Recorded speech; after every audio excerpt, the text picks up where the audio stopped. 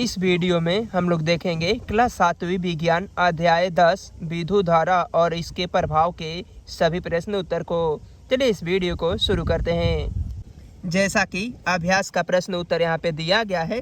Question number 1 में दिया गया है कि विद्युत धारा के किन्हीं दो प्रभावों का उपयोग बताइए। चलिए इसका उत्तर हम लोग कॉपी पे नोट कर लेते हैं, इसके बाद समझाने का प्रयास करते हैं। जैसा कि क्वेश्चन नंबर 1 में यहाँ पे दिया गया कि विद्युत धारा के किन्हीं दो प्रभावों का उपयोग बताइए। इसका उत्तर में हम लोग लिखेंगे कि विद्युत धारा के दो प्रभाव निम्नलिखित है। नंबर 1 विद्युत धारा का ऊष्मीय प्रभाव, नंबर 2 विद्युत धारा का चुंबकीय प्रभाव। उपयोग में हम लोग लिखेंगे कि जब किसी बल्ब या CFL में या बिजली उपकरण में विद्युत धारा प्रवाहित की जाती है तो ऊष्मा के साथ साथ प्रकाश भी उत्पन्न करता है। 2 विद्युत मोटर, विद्युत घंटी आदि के निर्माण में विद्युत धारा के चुंबकीय प्रभाव का उपयोग किया जाता है। नंबर 2 में यहाँ पे दिया गया है कि बैटरी और सेल में अंतर स्पष्ट कीजिए। इसका उत्तर में हम लोग लिखेंगे कि बैटरी और सेल में निम्नलिखित अंतर है।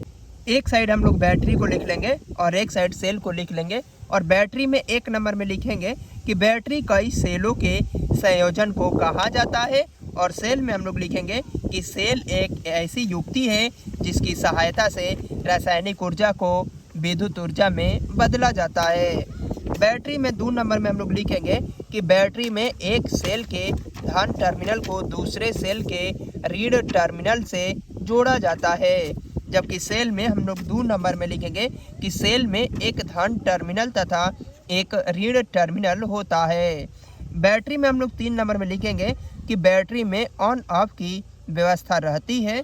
जबकि सेल में हम लोग 3 नंबर में लिखेंगे कि जबकि सेल में यह नहीं होता है। नंबर 3 में यहाँ पे दिया गया है कि जब किसी सुई चुंबक को विद्युत धारा प्रवाहित तार के समीप लाने पर वह उत्तर दक्षिण दिशा में विक्षेपित हो जाती है, क्यों?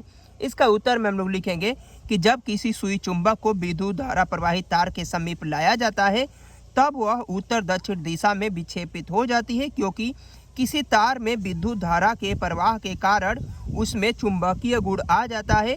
चुंबक में 2 ध्रुव उत्तर तथा दक्षिण होता है और इसका गुण भी उत्तर तथा दक्षिण दिशा को सूचित करता है। क्वेश्चन नंबर 4 में यहाँ पे दिया गया है कि विद्युत चुंबक का प्रयोग कचरे के ढेर से किस प्रकार की वस्तुओं को अलग करने के लिए किया जाता है। इसका उत्तर में हम लोग लिखेंगे कि विद्युत चुंबक का प्रयोग कचरे के ढेर से चुंबकीय पदार्थों को अलग करने के लिए किया जाता है। इस प्रकार उपयोगी चुंबकीय वस्तु को अलग कर कचरे को फेंक या जला दिया जाता है। क्वेश्चन नंबर 5 को देखेंगे हम लोग। जैसा कि क्वेश्चन नंबर 5 में यहाँ पे दिया गया है कि रिक्त स्थानों की पूर्ति कीजिए। क्वेश्चन नंबर का विद्युत धारा के ऊष्मीय प्रभाव पर आधारित सुरक्षा युक्ति को खाली स्थान कहते हैं। इसका सही उत्तर हम लोग फ्यूज भर देंगे। क्वेश्चन नंबर ख में यहाँ पे दिया गया है कि 2 या 2 से अधिक सेलों के संयोजन को खाली स्थान कहते हैं। तो 2 या 2 से अधिक सेलों के संयोजन को हम लोग बैटरी कहते हैं। क्वेश्चन नंबर ग में यहाँ पे दिया गया है कि विद्युत सेल के प्रतीक में लंबी रेखा उसके खाली स्थान टर्मिनल को निरूपित करती है। इसका सही उत्तर हम लोग धन टर्मिनल को निरूपित करती है। यहाँ पे धन भर देंगे।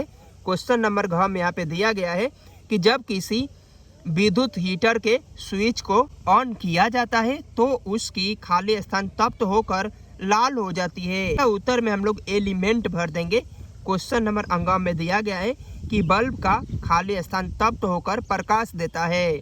इसका सही उत्तर हम लोग फिलामेंट भर देंगे। फिलामेंट का दूसरा नाम तंतु भी होता है, इसको तंतु भी भर देंगे। दोनों सही उत्तर है। इस प्रकार हम लोगों ने अध्याय 10 विद्युत धारा और इसके प्रभाव के सभी प्रश्न उत्तर को देख लिए। मिलते हैं नेक्स्ट वीडियो में अध्याय 11 रेशों से वस्त्र तक।